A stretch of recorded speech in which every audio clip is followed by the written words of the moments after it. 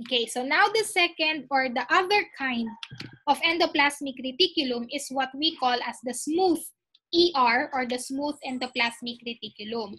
So again, let's look at the diagram here.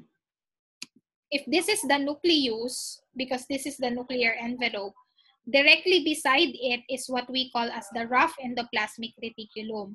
And then a little bit farther away is what we call as the smooth endoplasmic reticulum. So the smooth endoplasmic reticulum is, they are smooth because they don't have ribosomes attached to their surface. So because they don't have the ribosomes, under the microscope, they look smoother compared to the rough endoplasmic reticulum. Okay? Yan. And if the rough endoplasmic reticulum makes the proteins inside our body, the smooth endoplasmic reticulum is the one responsible for making the lipids inside our body, specifically the steroids. When we talk about lipids, we are talking about the fats inside our body. So you have to remember that fats are very important. They are essential inside our body. Too much fat is not good, but just the right amount of fat is actually needed or important inside our body. And the fats that our body needs is actually produced or created by the smooth endoplasmic reticulum. Okay, so there. So this is a picture.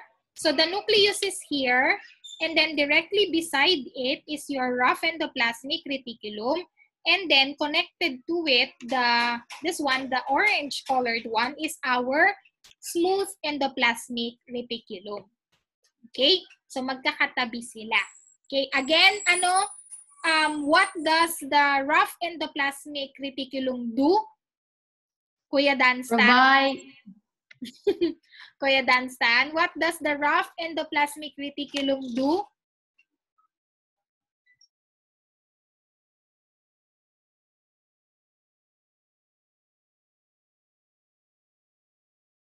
Asa na si Danstan? O sige, Jared, what does the rough endoplasmic reticulum do?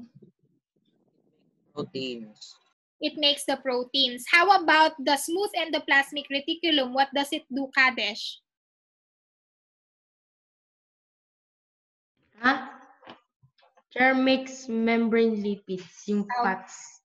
Okay. It makes the lipids or the steroids or the fats needed or essential to our body. Okay, let's continue to the next one. Not too much. Yes, of course. Kasi you have to remember, the body is creating its own fats. And then, you are eating additional fats into your body. So basically, the additional fats... Chair, naggagawa yung body ng fats, tapos meron pang kinakain. Yes. That's why you have to be careful of the amount of fats in the food that you eat. Because the fats needed is already created. Dumadagdag lang yung kinakain mo. Tapos yung kinain mo, napakataas pa ng fat content. So yun na yung... Lalo na yung oily, chair, yung prito. Sarap pa naman yung ganun. Not all oily or not all prito is actually bad. For example, pritong fish is actually good because fish produces its own oil that is actually good for the heart. Yes. So the fish has its own oil that is good for the heart. At the same time... Hindi mo na pala kailangan ng oil, chair, pag magpiprito ng ano? Very little. It produces its own oil. I'm not sure if you noticed this, pero pag naglagay kayo sa oven or sa turbo ng chicken, the chicken produces its own oil. Kahit hindi mo lagyan ng mantika. Oh, yun yung kapag nagluluto ng curry si Mami, chair. Diba? Nasa ilalim lahat ng oil na iipon. Because yes, sinasabaw ko yun, chair. They have their own oil. Okay? Kuya Reynald, you raise your hand.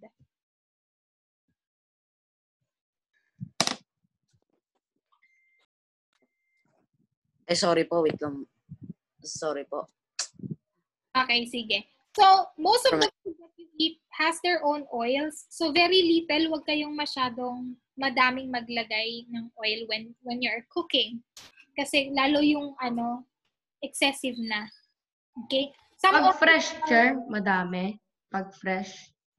Yes, most likely. Madaming oils na okay, such as the olive oils, yung mga coming from plants, those are healthier options.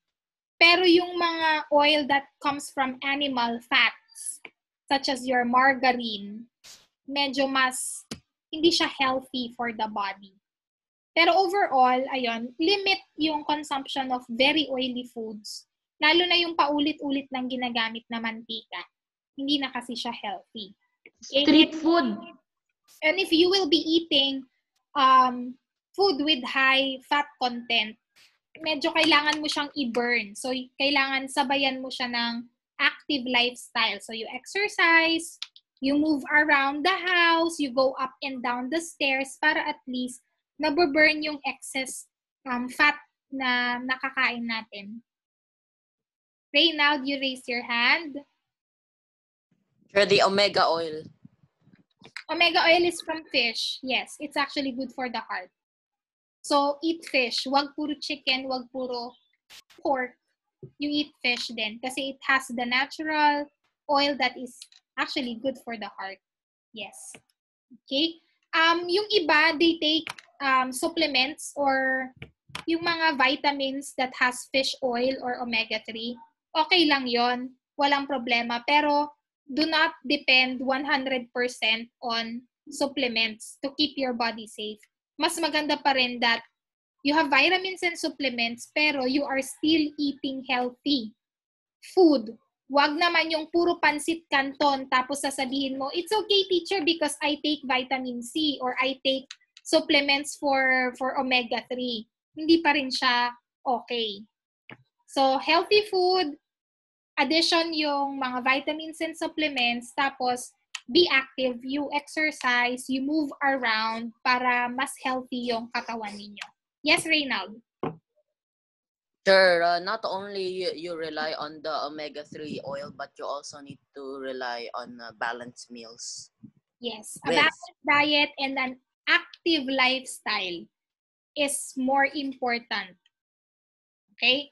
You don't even need to take vitamin C. You just need to eat food that is rich in vitamin C. So, if you are always eating fruits, citrusy fruits, for example, it gives you the enough amount of vitamin C that your body needs.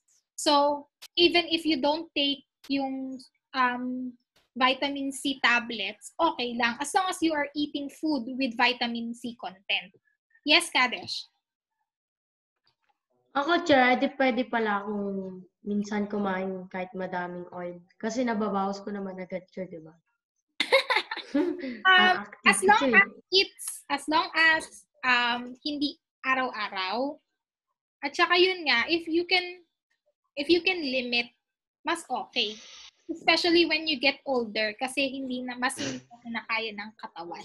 Weaker na yung body. So, mas... Kaya ano yung narinig kong stones sa tiyan? Yung oil na nabubuo? Stones? Gallstones? Or no? Opo. Gallstones is not sa tiyan. And usually yun, if you are always eating oily food or masyado yung meat consumption, kasi the liver is producing excessive amounts of... hindi na may paliwanag eh. It's producing excessive amounts of the bile, tas yung bile na yun yung nagbubuo into stones. Basically, the idea is do not eat in excess. Wag sobra-sobra. Wag sobrang alat, wag sobrang oily, wag puro meat, kailangan din ng fruits and vegetables, ganon. Balance talaga siya. Pag sobra-sobra siya or kulang, that's when we experience different kinds of diseases in our body, such as yung gallstones. Sobra-sobrang oil at saka sobrang meat kasi yon. Okay? So let's move forward.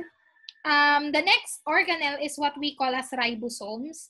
And the ribosomes is actually the one that makes the proteins. So because these ribosomes are attached to the endoplasmic reticulum, the endoplasmic reticulum is the area where they are created. But the actual organelle that makes the proteins are actually the ribosomes. And just to remind everyone, the ribosomes are created in our nucleolus. Okay, so they are called the protein factories of the cells. So you can see here that the ribosomes are attached to the endoplasmic reticulum, but sometimes the ribosomes are just floating around in the cytoplasm. So we have the attached ribosomes and we have the free ribosomes. If they are free, they are found in the cytoplasm. If they're attached, they are found in the endoplasmic reticulum. Okay? And then we have the Golgi bodies. The Golgi bodies, these are the delivery guys. Yes, Jared, just go.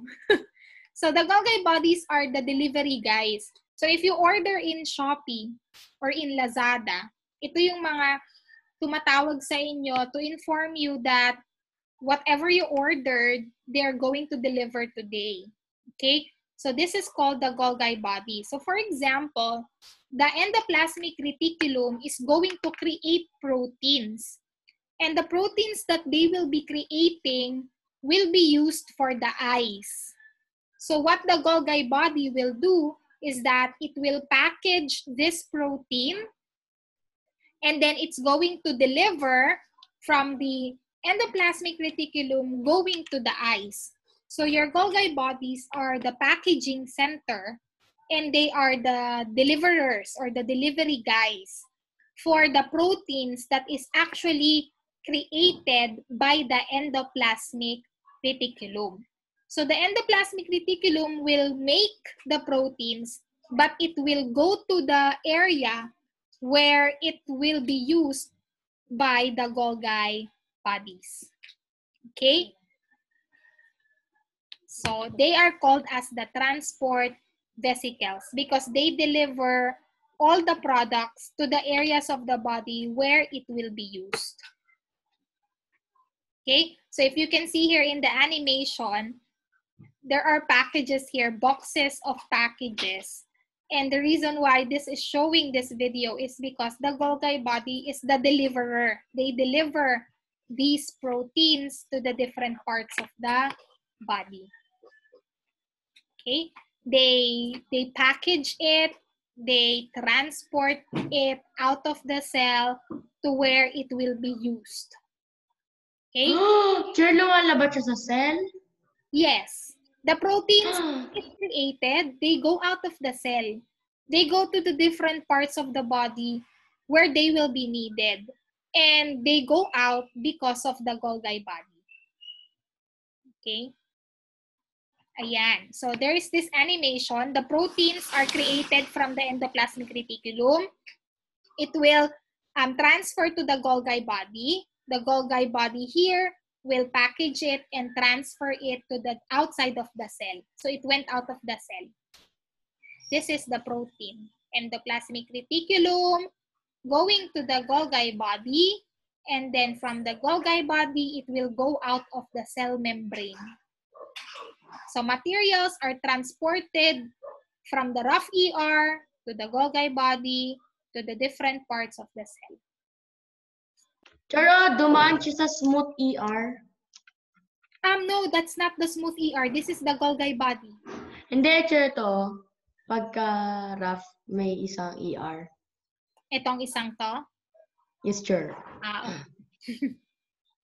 And we have the next organelle, which is actually our lysosomes. Lysosomes, they contain acids inside. And the reason why they contain acid inside is because when they find parts of the cell that they think is not working properly, it's worn out, or it is not able to do its function, the lysosome will destroy this part of the cell. So they are called, they do cell death, or what is called as autolysis. So when they find food or bacteria that is able to go inside of the cell, or a part of the cell that is no longer working properly, what it will do is it will release the digestive enzymes, and then it will break down or destroy the food, the bacteria, and the worn out cell parts. So that is what we call as lysosomes.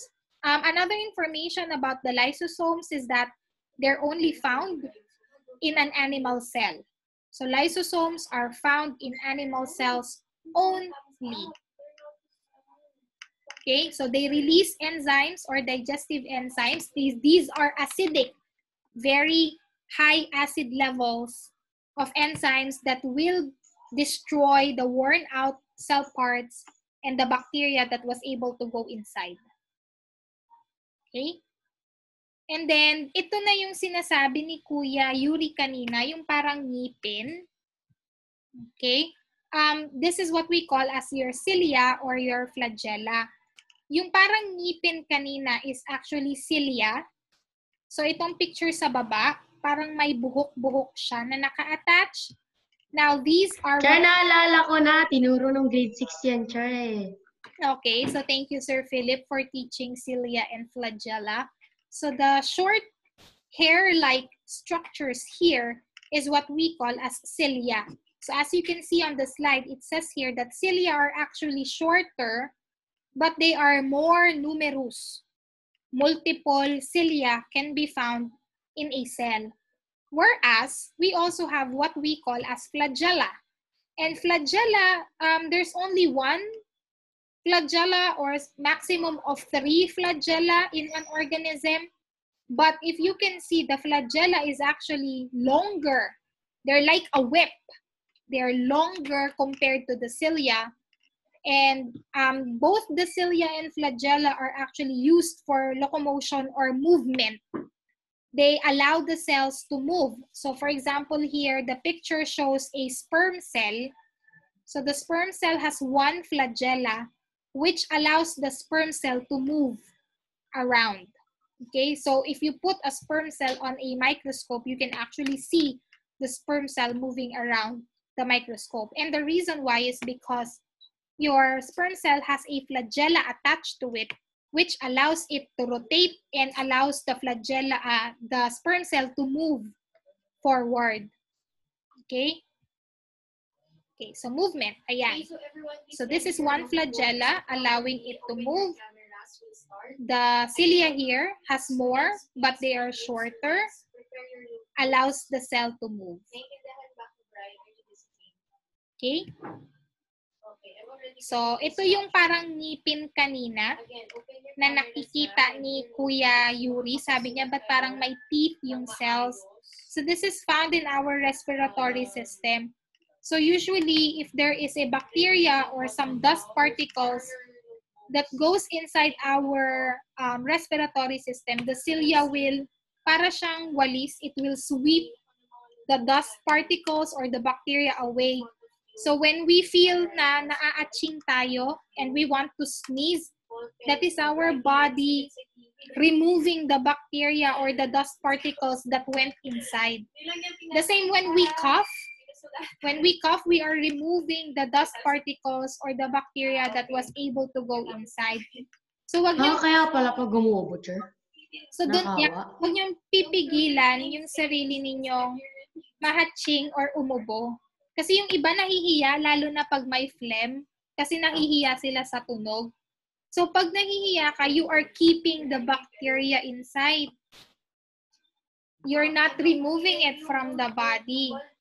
Make sure lang that when you cough or when you sneeze, you cover your mouth.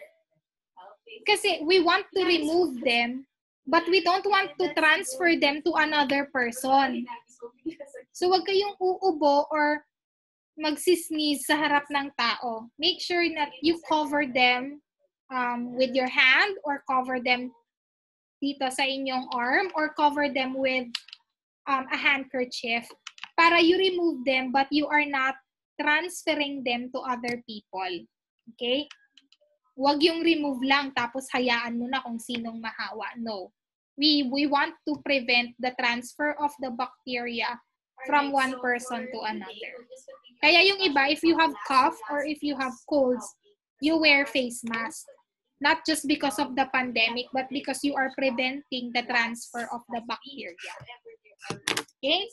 And then we have also what we call as vacuoles. So the vacuoles are storage areas. They contain food, they contain water, so they are storage areas.